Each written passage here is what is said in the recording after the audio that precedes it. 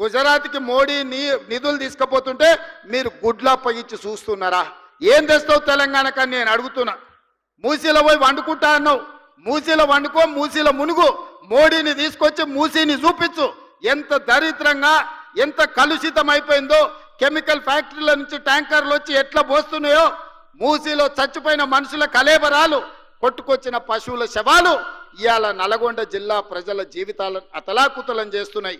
అయినా నీకు కనికరం కలగలేదా కిషన్ రెడ్డి గారు అని నేను అడుగుతున్నా. ఇవాళ బీఆర్ఎస్ వాళ్ళు బీజేపీ వాళ్ళు మూసీని అడ్డుకుంటామంటున్నారు. ఎందుకు అడ్డుకుంటారు, ఎందుకు అడ్డం పండుకుంటారని నేను అడుగుతున్నా. ఈ కాలుష్యాన్ని తొలగించాల్సిన అవసరం లేదా? హైదరాబాదు నగరం మరో ఢిల్లీ లాగా మారాలనా? ఈ కాలుష్యంతో మనం బతకలేని పరిస్థితి వచ్చి మళ్ళీ అడవుల్లోకి పోయి ఆది మానవుల్లాగా మనం బతకాలనా? లేకపోతే అధునాతనమైన నగరంలో ఈరోజు మనం నివసించాలనా? తెలంగాణ